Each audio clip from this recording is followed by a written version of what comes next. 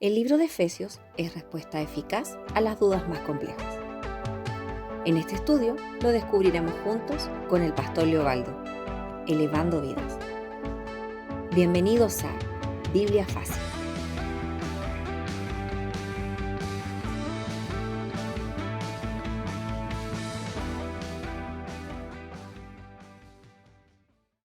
Hola, ¿qué tal? Esto es Biblia Fácil, un tiempo especial para estudiar la palabra del Señor de manera sencilla pero profunda, a través del método inductivo.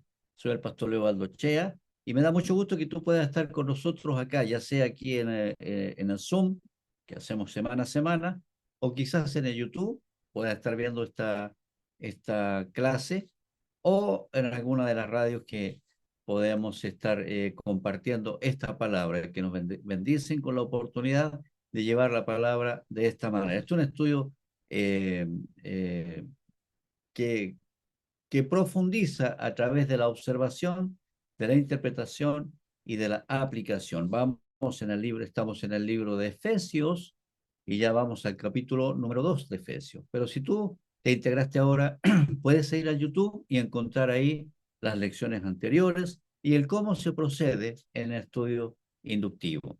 Aquellos que están conmigo desde el principio ya tienen su cuaderno abierto, su lápiz de colores y estamos listos para comenzar. Vamos a pedir la dirección del Señor, que Él nos guíe, nos dirija en esta eh, clase de hoy.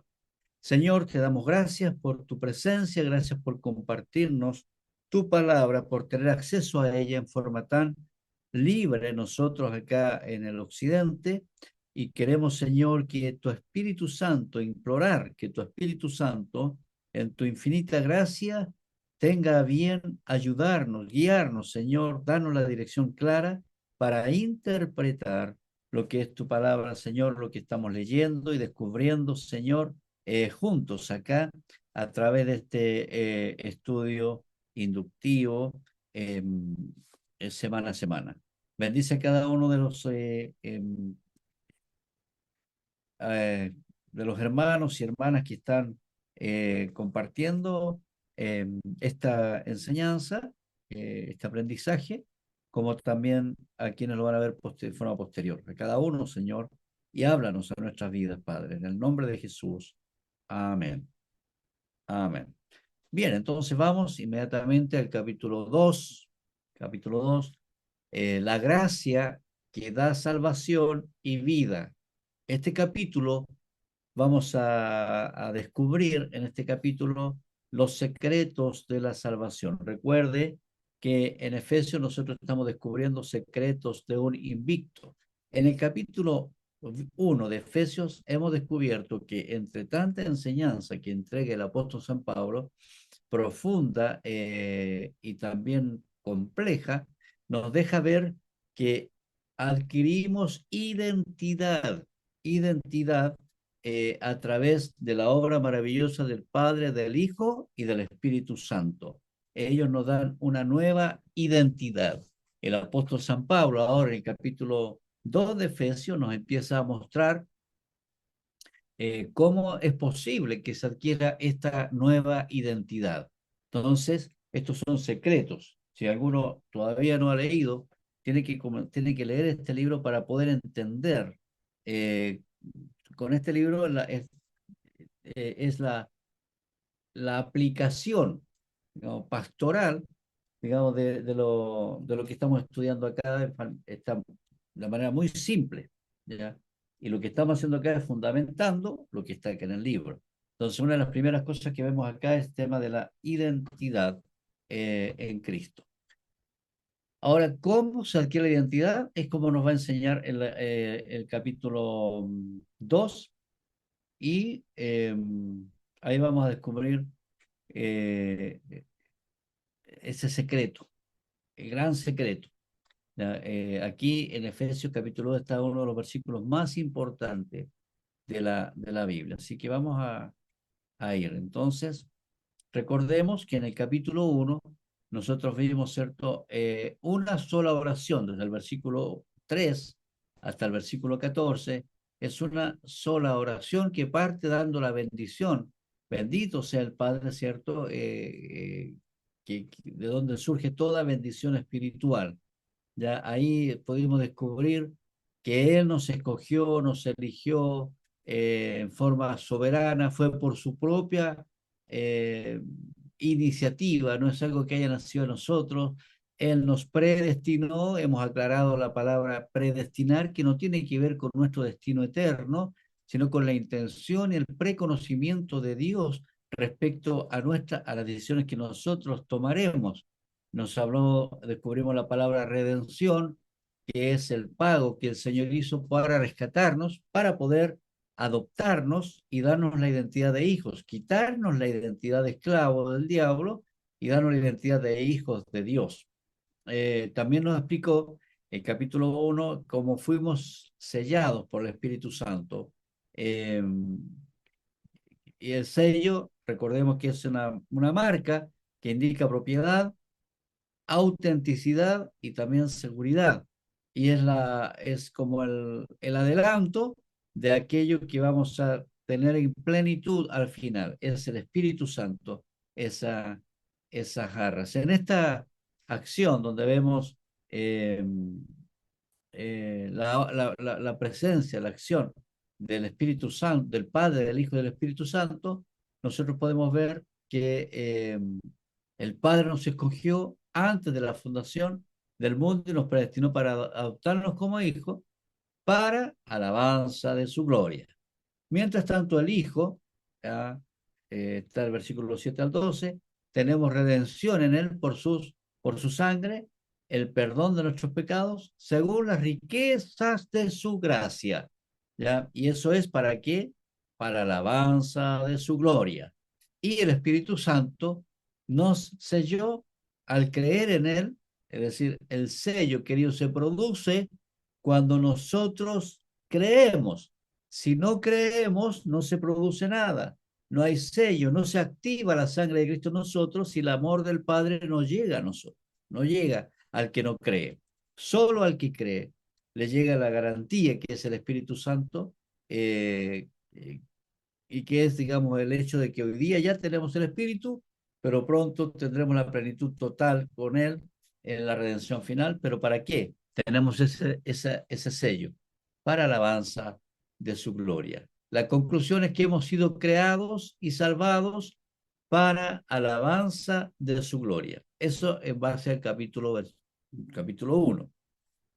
Entonces ahora vamos eh, a ver en el capítulo 2. En el capítulo 2, digamos, ¿qué vamos a destacar acá? Aquí vamos a ver los dos movimientos, una misma gracia. El versículo del 1 al 10 se detalla lo que significa estar muertos, pero de muertos a vivos. Vamos a entender una cosa muy importante. Nosotros no estamos, cuando estábamos sin Cristo, no estábamos enfermos, estábamos muertos. Un muerto es inerte, no tiene sentimiento, no puede pensar, no se puede enfermar tampoco porque ya está muerto, no tiene ninguna reacción. Estábamos muertos, ¿ya? Estábamos muertos. Y estábamos también, versículo 11 al 22, vamos a ver que estábamos lejos, ¿ya? Pero de lejos Él nos acerca. De ahí que podemos ver como base, ¿cierto? El versículo 4, cuando dice, de muertos a vivos, reconciliados con Dios, muertos en delitos y pecados, y somos vivificados, resucitados y sentados con Cristo. ¿Ya? Aquí hay mucha profundidad. Yo, no se preocupe si se queda atrás en algo, porque esta es la introducción al capítulo 2 y después voy a ir otra vez, vamos a volver otra vez, dándole realce a algunas enseñanzas fundamentales, tal como lo hicimos con el capítulo 1. Y aquí, ¿qué es lo que quiero destacar? Para que usted lo tenga bien en cuenta, aquí hay una bisagra, un puente, que es el pero Dios. Pablo dice, esto éramos, pero Dios.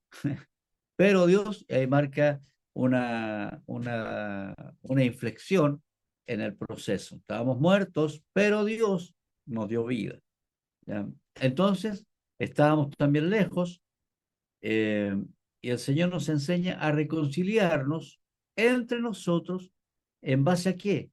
A una reconciliación entre el hombre y Dios. Primero, Dios decide darnos elementos, herramientas, puentes para reconciliarnos a los judíos, que son el inicial pueblo de Dios, y también a nosotros que somos la iglesia ahora, el posterior pueblo de Dios, para de ambos pueblos formar un solo pueblo, judíos y gentiles. ¿En base a qué? A que los judíos que reciben a Cristo se reconcilian con Dios, los gentiles que reciben a Cristo se reconcilian con Dios, y ya no hay ninguna separación intermedio, ni con Dios en forma hacia lo vertical, ni con nadie en cuanto a lo horizontal. ¿Ya? Entonces es una reconciliación extraordinaria. De ambos pueblos hizo uno solo, un solo cuerpo, un templo santo donde Dios habita. Dios habita. Entonces, y ahí viene la palabra, para destacar la palabra bisagra, esa fue la línea, es ahora, pero Dios, versículo 4, pero ahora, versículo 13, es lo que marca un antes y un después, antes de que Dios interviniera, antes y después de que Dios interviene, cómo estábamos nosotros, antes de que Dios interviniera y después de que Dios interviniera, pero ahora, ¿cómo estamos? Entonces, la cruz nos reconcilia en dos sentidos, en sentido vertical, en una relación con Dios, y en sentido horizontal, en una relación con el ser humano, con nuestros semejantes. ¿Ya? Vamos al texto entonces, también ya ahí ya lo tengo un poquito marcado, pero y Él os dio vida a vosotros cuando estabais muertos en vuestros delitos y pecados. Como nosotros tenemos las tres versiones, hago esta paréntesis, tenemos las tres versiones de Reina Valera 1960, Dios habla hoy y NTV. Entonces, preocúpese de leer bien este, este capítulo en las tres versiones, porque a mí me parecería que la NTV aclara mucho, mucho, mucho algunas cosas que quedan un poquito turbias en la Reina Valera 1960. Así que preocúpese de leer las tres versiones para que pueda entender completa la doctrina de la salvación que está entregándonos el apóstol San Pablo ahora. Sigo leyendo entonces.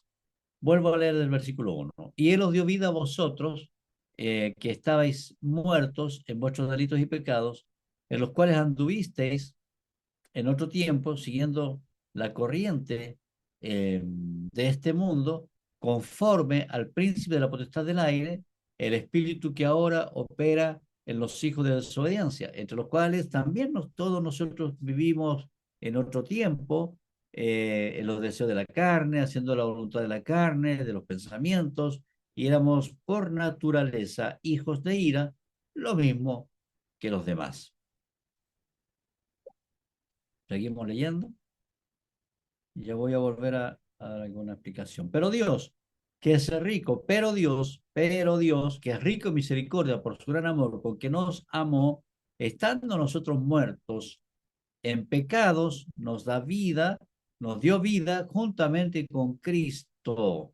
Y aquí incorpora entre paréntesis en el español esta expresión, por gracia sois salvos.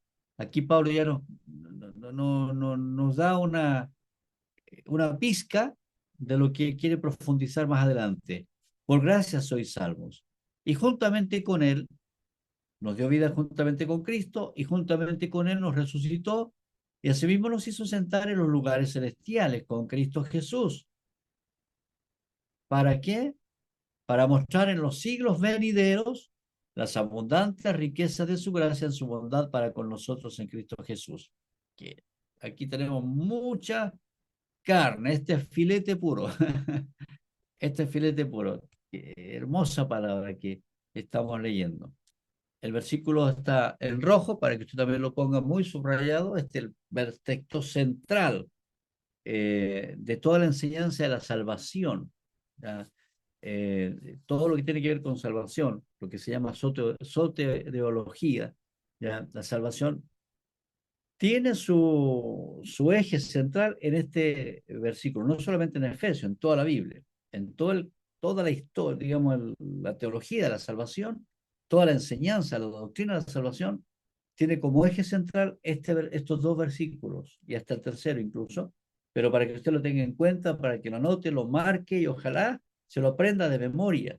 ¿Ya? Si hubiese que memorizar un versículo o un par de versículos, esto, tiene que memorizarlo. Porque Pablo sigue diciendo, porque por gracia sois salvos, por medio de la fe, y esto no de vosotros, pues es don de Dios, no por obras para que nadie se gloríe, porque somos hechura suya, creados en Cristo Jesús para buenas obras, las cuales Dios preparó de antemano para que anduviésemos en ella. Como digo, voy a volver, así que sigamos al versículo 13, pero ahora, se fijaron que anteriormente decía, pero Dios, y ahora dice, pero ahora en Cristo Jesús, vosotros que en otro tiempo estabais lejos, habéis sido hechos cercanos por la sangre de Cristo, porque Él es nuestra paz, que de ambos pueblos hizo uno, judíos y gentiles, derribando la pared intermedia de separación, esa que nos separaba de Dios y nos separaba también del semejante.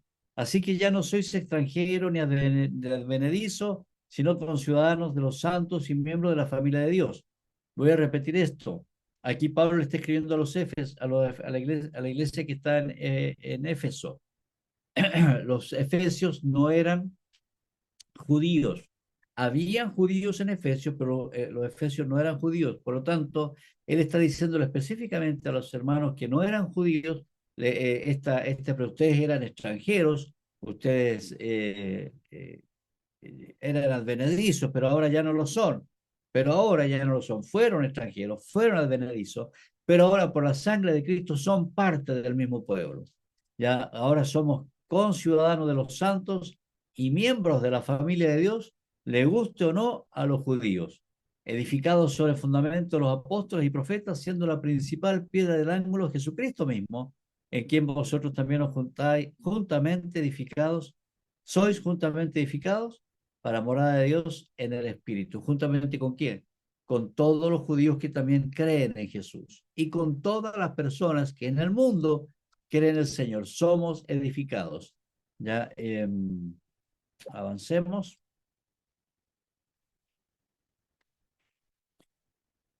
Ya vamos a ver algunos. Me voy a devolver para destacar algunos énfasis que puse ahí mientras leía.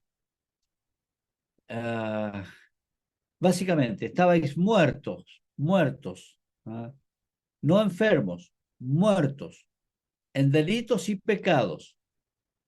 ¿Ah? ¿Por qué estábamos muertos? Porque seguíamos la corriente. Romanos 12:2 dice, no os conforméis a este siglo, no sigan la corriente ya de este mundo. Pero ¿quién es que dirige la corriente de este mundo? El príncipe de la potestad del aire. Mira lo que dice la versión NTV. Eh, se me corre, espera un poquito. Capítulo 2, ya. Dice, antes usted, revise usted en su libro, dice, antes ustedes estaban muertos a causa de su desobediencia y sus muchos pecados. Vivían en pecado, igual que el resto de la gente, obedeciendo al diablo. ¿Me entiende lo que dice acá? Príncipe de la potestad del aire, NTV, dice claramente, obedeciendo al diablo, y pone, cierto, entre guiones, el líder de los poderes del mundo invisible, al diablo. Es decir, cuando nosotros estamos muertos espiritualmente, estamos obedeciendo al diablo. Y aquí tenemos aquí algo que es definitivamente, hay una una decisión que tenemos que tomar y una conciencia que tenemos que asumir. O le obedezco a Dios o le obedezco al diablo. No hay términos medios. No hay términos medios. No es que yo un poquito de Dios y un poquito de allá. Un poquito de la iglesia y un poquito del mundo. Un poquito de la Biblia y un poquito de los libros esotéricos, no sé cuánto. No. O es Dios o es el mundo. La Biblia es absolutamente pura. Quien la inspiró es Dios mismo y Él es un Dios celoso y uno puede tomar un poco de la Biblia y ponerle un poquito de este otro lado y ajustar. Como hoy día se está haciendo mucho, cuidado con eso. Se está usando la Biblia para justificar nuevos pensamientos progresistas, por ejemplo, algunos conceptos de alguna línea política determinada, es decir, acomodan la Biblia a principios humanos terrenales. Uno tiene que, definitivamente, la Biblia no tiene comparación con ningún otro libro y lo que enseña la Biblia es exclusivo, es puro, no puede ser leche contaminada. ¿Ya? Si lo enseña a media o medias verdades, son mentiras enteras. Si quiere, anote eso por ahí. Medias verdades son mentiras enteras. Cuando el diablo le dijo a Eva, le dijo, así que Dios les dijo que no comieran de ningún árbol. Y Eva le dice, no, el Señor dijo que nosotros podíamos comer de todos los árboles. Lo corrigió, pero después agregó otra cosita, pero no podemos ni siquiera tocarla. Y ahí ya Eva cayó en una exageración que tampoco era verdad, porque el Señor no le prohibió tocar el árbol de la vida, le prohibió comer el árbol del bien y del mal, comer el árbol del bien y del mal. Entonces, en ese pequeño detalle, ese pequeño desliz, ese pequeño uso del idioma de manera eh, conveniente para el diablo, cambió la historia de toda la humanidad. Por lo tanto, el diablo no miente derechamente, él miente con engaño, con sutileza, con suavidad y con mentiras. Así que ponga mucho cuidado con este término que está usando, nos está explicando eh, abiertamente Pablo a los efesios, porque recordemos que en Efeso había mucha brujería, mucha hechicería, mucha licencia para todo tipo de acciones que van en contra de la palabra, y por lo tanto Pablo claramente vio que en Éfeso estaba el gobierno, ¿cierto?, de la eh, diosa Diana, etcétera, etcétera, etcétera. Entonces, tiene que aclararles a los hermanos de Éfeso, que eran quién es el que estaba gobernando ahí. Cuando uno desobedece a Dios, está obedeciendo al diablo. No hay términos medios. No hay términos medios. Si no estoy obedeciendo a Dios, a alguien más estoy obedeciendo y específicamente el diablo. ¿Por qué? Porque ese espíritu que opera en los hijos de desobediencia. Habla de hijos de desobediencia. ¿Quiénes son los hijos de desobediencia? Los hijos del diablo. ¿Y quiénes son los hijos del diablo? Todos los que no obedecen a Dios. Ahora, va, próximas clases vamos a ir explicando un poquito más estos conceptos para que nadie se desanime, sino que pueda entender para dónde vamos con esto, o para dónde nos lleva el apóstol San Pablo. Entre los cuales dice, todos nosotros, se incluye él, vivimos en otro tiempo. Él se incluye, él dice, yo también fui hijo del diablo, claro que sí. Y él era un hombre religioso, extremadamente religioso, respetado por su fe. Pero él dice que él era hijo del diablo, que estaba actuando como hijo del diablo, siendo un hombre religioso que odiaba a los nuevos movimientos porque él era defensor de lo que para él era la sana doctrina. Entonces, hay que poner mucho cuidado porque ser religioso no garantiza que estemos de parte de Dios. ¿Se acuerdan que el Señor dice, Señor, ustedes me dicen, Señor, Señor, y yo no los conozco? ¿De dónde salieron ustedes? Es que en tu nombre echamos fuera demonios. Sí, pero yo no los conozco. Apártense de mí. No los conozco. Hacedores de maldad. Probablemente hicieron cosas en mi nombre, pero no me obedecieron. ¿No? Entonces, todos vivimos en nuestro tiempo de esa manera, en los deseos de nuestra carne. Vamos a explicar después bien un poquito más acerca de la carne, qué es lo que es la carne. Efesios 6 mismo dice que no tenemos lucha contra carne y sangre, ¿verdad? Contra seres vivos, carne, contra personas. Entonces, haciendo los deseos de nuestra carne, no necesariamente está hablando de temas eminentemente lujuriosos o pervertidos, ¿no? No, solamente es que pisamos en falso o erramos ser blanco con nuestra mejor intención. ¿Ya? ¿Y qué hacemos con los deseos de la carne? Haciendo la voluntad de la carne y de los pensamientos. Tome nota ahí de los pensamientos. Ahí se libran las peores y las mejores batallas. Y antes éramos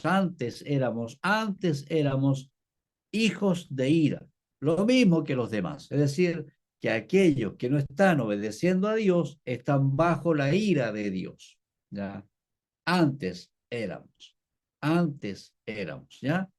Entonces, eh, veamos esto, esta línea que yo marqué con rojo. Estabais muertos, siguiendo la corriente de este mundo, convirtiéndonos, éramos hijos de desobediencia, en base a los deseos de nuestra carne y de nuestros pensamientos. Y como resultado éramos hijos de ira. ¿Ya? Nadie se escapa de eso. Pablo también fue, cuando era Saulo, era hijo de ira, aunque él era un hombre que él amaba a Dios, pero estaba por el camino completamente equivocado. ¿Ya? Acá en este vemos el pero Dios, que lo vamos a destacar un poquito más adelante, solo para introducirnos qué significa los lugares celestiales. ¿Ya? Los lugares celestiales. Dice que nos hizo sentar en los lugares celestiales. Todo ser humano se esfuerza, se sacrifica, intenta avanzar, y qué sé yo, pero no le resulta. Y entonces viene el Señor a través de la obra de Cristo, cuando uno cree, te toma en brazos y te dice, ya ahora descansa, siéntate, ya trabajaste mucho, ya intentaste mucho por tu cuenta, ahora siéntate en los lugares celestiales. Acuérdense que Jesús está sentado a la diestra del Padre y nosotros estamos en dos lugares a la vez. Físicamente, biológicamente, estamos acá en la tierra. Yo estoy acá sentado en mi escritorio en un lugar determinado. Pero a la vez estoy sentado, como ustedes también, en los lugares celestiales. ¿Ya? En los lugares celestiales. Es decir, sentado en autoridad. Si ya reposa, relájate, tranquilo, ya está la obra, está hecha. No tienes que esforzarte más. Vamos a ver muy bien ese tema con mayor detalle la próxima semana. ¿Ya? Y bueno, el versículo clave de todo, porque por gracia sois salvos por medio de la fe, y esto no de vosotros, pues es don de Dios, no por obras para que nadie se gloríe, porque somos hechura suya, creados en Cristo Jesús para buenas obras, las cuales Dios preparó de antemano para que anduviésemos en ellas. Entonces, mire lo que dice, fíjese en su libro ahí, en su cuaderno, versículo 8, dice en NTV, Dios los salvó por su gracia cuando creyeron. Ustedes no tienen ningún mérito en eso. Es un regalo de Dios. No es una adquisición. Yo no adquirí la salvación. No me esforcé para nada. Yo estaba muerto y como muerto no podía hacer nada. Entonces el Señor no me dio de su gracia, me regaló la oportunidad de salvarme. Yo le creí y entonces me regaló la salvación. Y de ahí para adelante fui salvo por regalo de Dios, no por obras, no porque lo haya hecho yo, para que nadie pueda decir, no, mire, yo por lo bueno que soy, me gané el cielo. Nadie, por bueno que sea, se puede ganar el cielo. Así que téngalo anotadito, subraye, marque este versículo de las 3 versiones que tiene en su cuaderno. Esto ya lo leímos, por medio de la sangre de Cristo, Él es nuestra paz, nos hace miembro de la familia de Dios.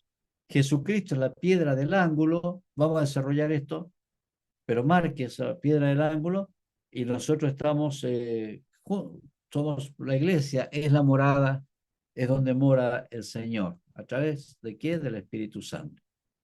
Veamos algunos contrastes que hay en este capítulo. Antes éramos muertos en delitos y pecados, ahora estamos vivificados juntamente con Cristo. Antes, cuando estábamos sin Cristo, según el versículo 3, éramos hijos de ira, como todos, pero ahora que estamos en Cristo somos salvos por gracia, por medio de la fe. Versículo 8. Antes estábamos sin Cristo, sin esperanza y sin Dios, en el versículo 12, pero ahora somos hechos cercanos por la sangre de Cristo, versículo 13. Antes éramos extranjeros y advenedizos. Hoy día somos conciudadanos de la familia de Dios. A ver, ¿cómo lo dice el versículo 19? Acá la versión NTV.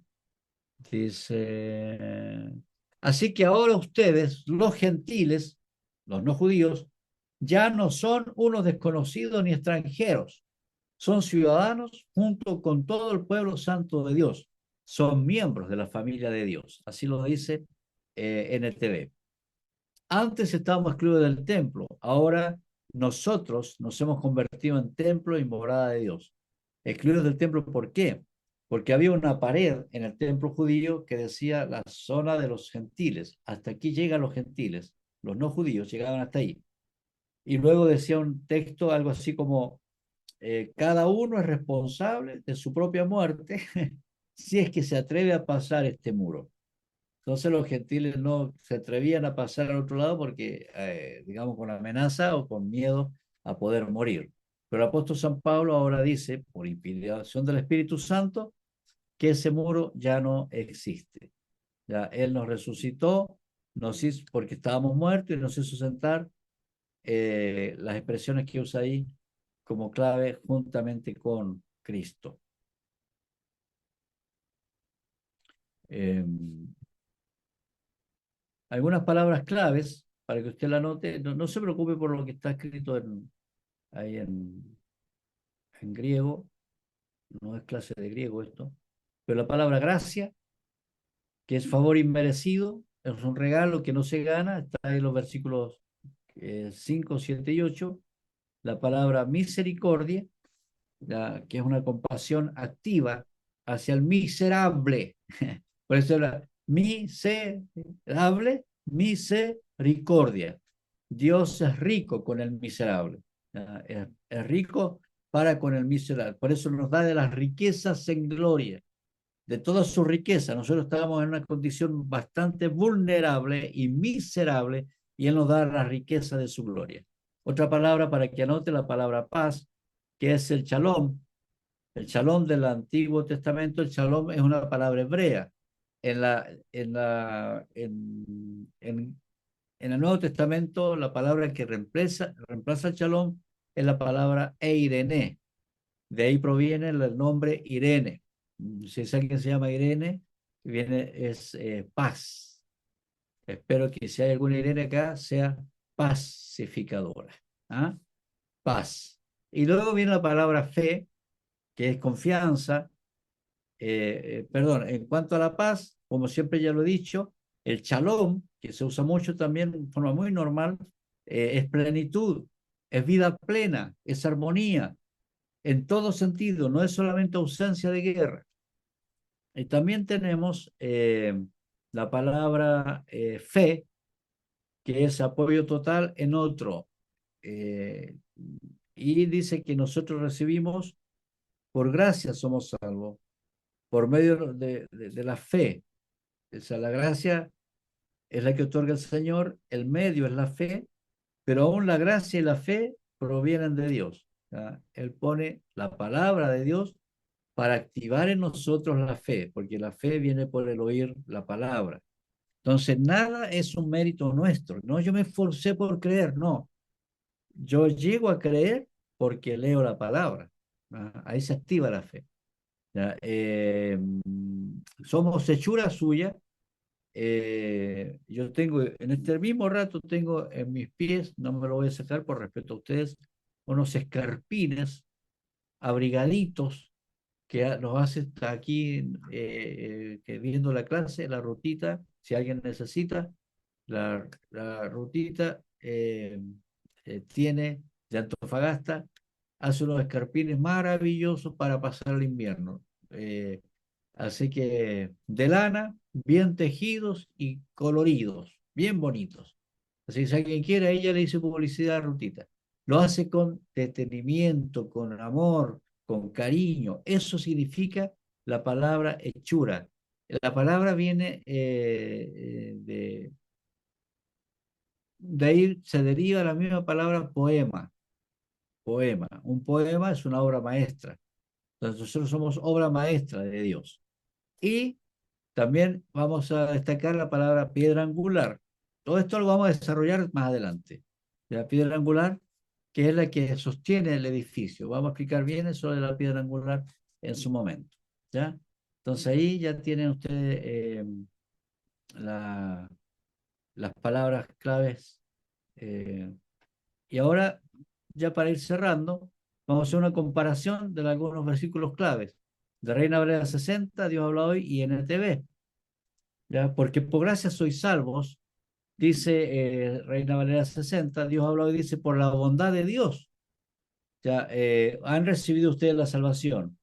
Y en la NTV dice, Dios los salvó por su gracia cuando creyeron. ¿Ya? Y ustedes, dice la NTV, no tienen ningún mérito en eso. Por eso me gusta esta versión, en este caso.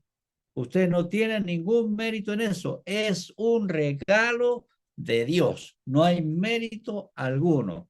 ¿Ya? Entonces lo aclara muy bien. ¿Ya? No tiene ningún mérito.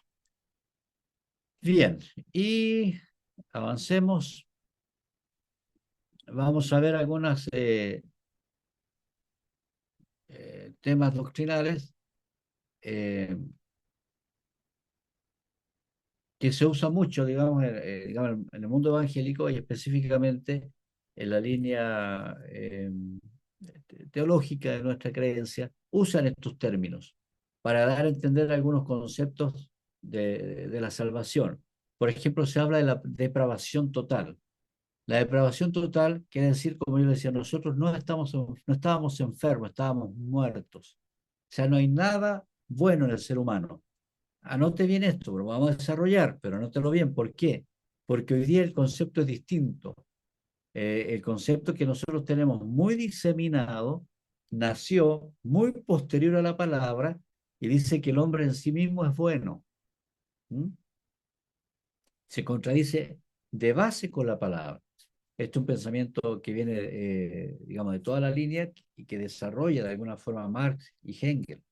¿Ya? Entonces, ahí nosotros tenemos un choque básico en cuanto a la esencia del ser humano.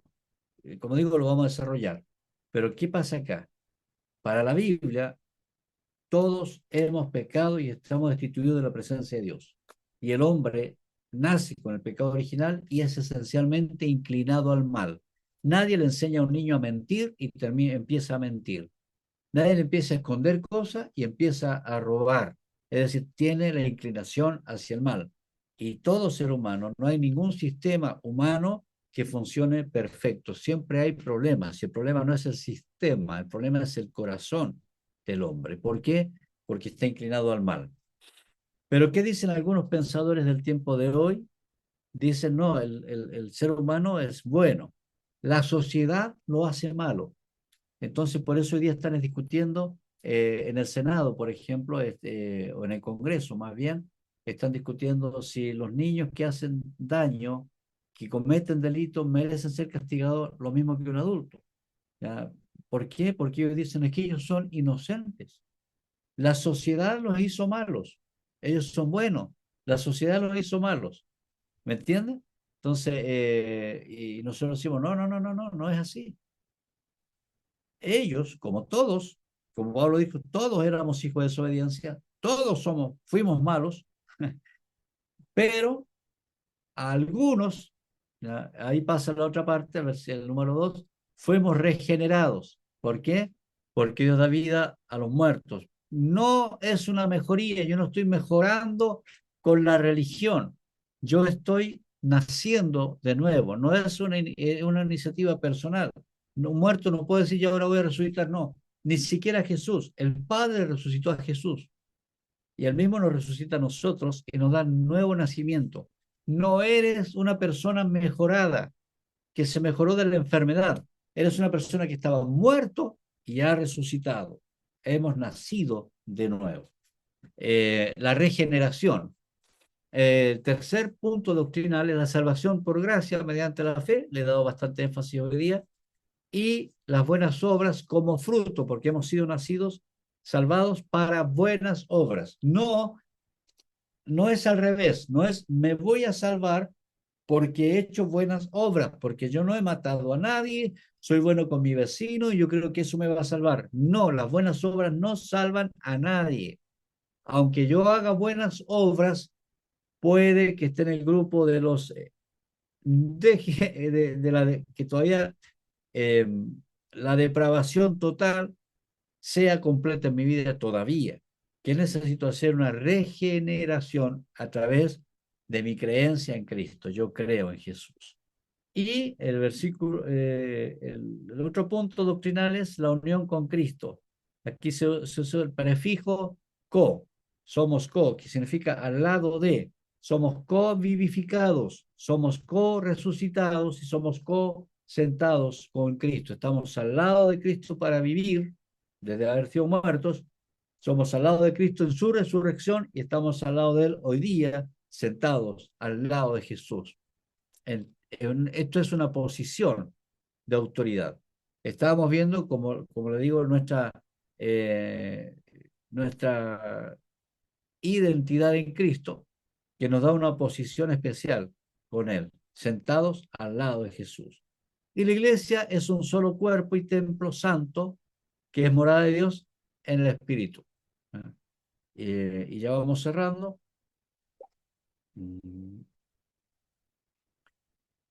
¿Qué personaje vemos acá?